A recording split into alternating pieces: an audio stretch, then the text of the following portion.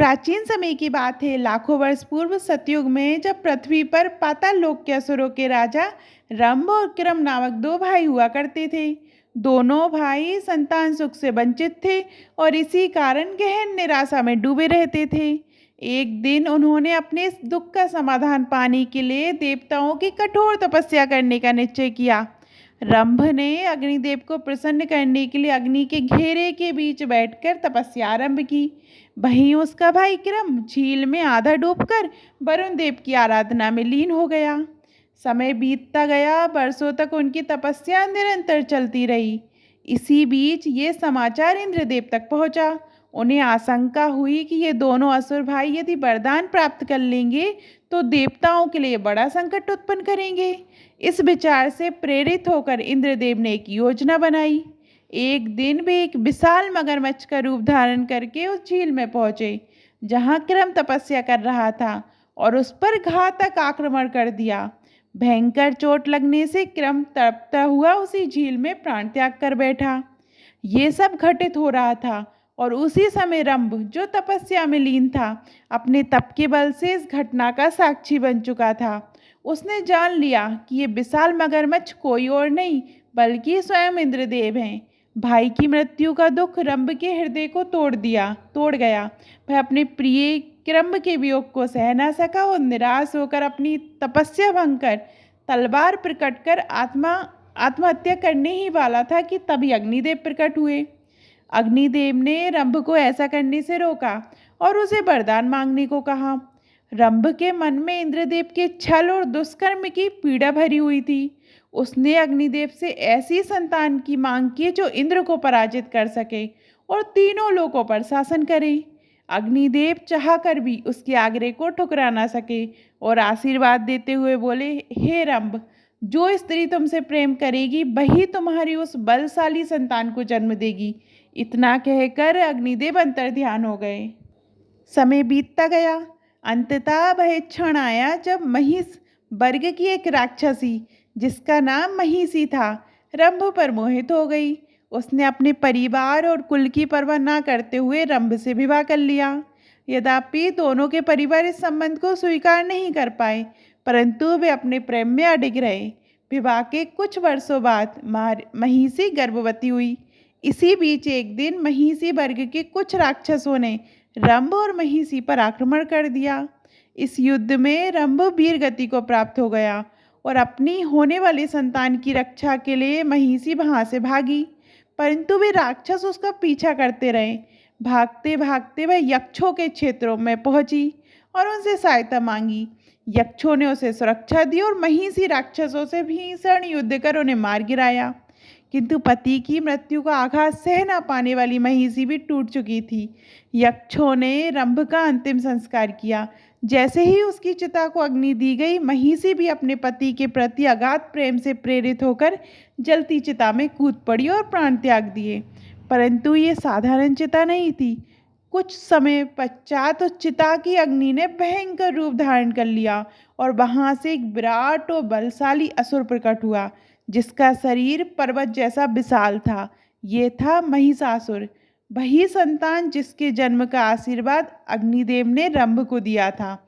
इसके बाद उसी अग्नि ने एक और भयंकर विस्फोट हुआ और वहां से स्वयं रंभ भी पुनर्जन्म लेकर बाहर निकले। इस नए जीवन में वे रक्त बीज के रूप में उत्पन्न हुए। ये सब रंभ की तपस्या और अग्निदेव की वरदान का ही परिणाम था। रक्त बीज ने महिषासुर को पाताल लोक चलने को कहा, किंतु महिषासुर ने स्पष्ट मना कर दिया। उसने प्रण लिया कि वह पहले तपस्या और साधना द्वारा असीम शक्तियाँ अर्जित करेगा और तभी पाताल में जाएगा। अतः वह ब्रह्मदेव की आराधना के लिए निकल पड़ा। वह एक शांत वन में पहुंचा, अग्निकुंड बनाया और उसी में बैठकर बरसों तक कठोर तपस्या करता रहा। उसकी घोर साधना से प्रसन्न होकर अंततः ब्रह्मदेव प्रकट हुए और उसे वरदान देने को कहा। महिषासुर ने अमरता का वर मांगा, जिसे ब्रह्मदेव ने अस्वीकार कर दिया। तब महिषासुर ने सोच समझकर ऐसा वरदान मांगा कि कोई देवता या राक्षस उसका वध न कर सके। महिषासुर स्त्रियों को सदा से तुच्छ समझता था। वह मानता था कि यदि देव और असुर उसका कुछ नहीं बिगाड़ सकते तो स्त्रियां भला क्या कर लेंगी। यही अहंकार और उसके विनाश का कारण बना। ब्रह्मदेव ने उसे आशीर्वाद दिया कि केवल एक महाशक्तिशाली स्त्री ही उसका अंत कर सकती है। महिषासुर इस वरदान से अति प्रसन्न होकर ठहाके लगाने लगा। इसके बाद उसने अन्य देवताओं से भी शक्तियाँ अर्जित की और शीघ्र ही संपूर्ण ब्रह्मांड में सबसे शक्तिशाली असुर बन गया। वह पृथ्वी पर उत्पात मचाने लगा, अनेक राज्यों को जीत लिया और धीरे धीरे संपूर्ण धरती उसके अधीन हो गई। फिर उसने स्वर्ग पर चढ़ाई की। इंद्रदेव और अन्य देवताओं से भीषण युद्ध हुआ, परंतु महिषासुर की शक्ति के सामने वे टिक ना सके और स्वर्ग छोड़कर भागे। अंततः देवता विष्णु और महादेव के पास सहायता के लिए पहुँचे। त्रिदेव ने मिलकर विचार किया। ब्रह्मदेव ने स्मरण दिलाया कि महिषासुर का वध केवल किसी स्त्री द्वारा ही संभव है। तब सभी की दृष्टि देवी पार्वती की ओर गई।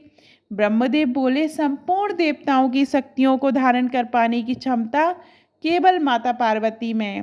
तभी देवी पार्वती ने सभी देवताओं का आह्वान स्वीकार किया। महादेव ने उन्हें अपना त्रिशूल, विष्णु ने सुदर्शन चक्र, इंद्र ने वज्र, सूर्यदेव ने अपनी किरणों और तेज से बनी ढाल व दिव्य शस्त्र, विश्वकर्मा ने अभेद कवच प्रदान किया। अंततः सभी देवताओं ने अपनी अपनी शक्ति का अंश उन्हें दिया और देवी ने अपना दिव्य स्वरूप धारण किया। वे बनी महाशक्ति दुर्गा। जब महिषासुर अपने सिंहासन पर बैठा था, तभी भूमि हिलने लगी। उसने बाहर आकर देखा तो एक विशाल सींग पर आरूढ़, अनेक भुजाओं वाली, तेजस्वी और विराट रूप धारण किए हुए देवी दुर्गा उनकी ओर बढ़ रही थी। उनका रूप देखकर महिषासुर चकित रह गया। उसने अपने सेनापति त्रिनेत्र को 5 लाख असुरों की सेना के साथ देवी को रोकने भेजा, परंतु दुर्गा के प्रहार के आगे वे क्षण भर भी न टिक सके। युद्ध भूमि वीरान हो गई। इसके बाद देवी ने स्वयं महिषासुर को ललकारा। महिषासुर देवी की अपार सुंदरता देखकर मोहित हुआ और विवाह का प्रस्ताव रख बैठा। देवी क्रोधित हो उठी, किंतु स्वयं रखते हुए बोली, यदि तुम युद्ध में मुझे पराजित कर सको तभी मैं तुम्हें वरण करूंगी। अहंकार में डूबा महिषासुर सहमत हो गया। युद्ध आरंभ हुआ। महिषासुर बार बार मायावी रूप बदलता रहा, कभी भैंस, कभी सींग, कभी योद्धा। उसने देवी को छल से घायल भी किया, परंतु देवी हर बार उसे परास्त करती रही। ये भीषण युद्ध 9 दिनों तक चलता रहा। अतः 10वें दिन महिषासुर ने भैंस का रूप लेकर देवी पर आक्रमण किया। देवी ने उसे धराशायी कर दिया और त्रिशूल से उसके वक्ष में प्रहार किया। छटपटाते हुए महिषासुर ने अपने अपराध स्वीकार किए और क्षमा मांगी।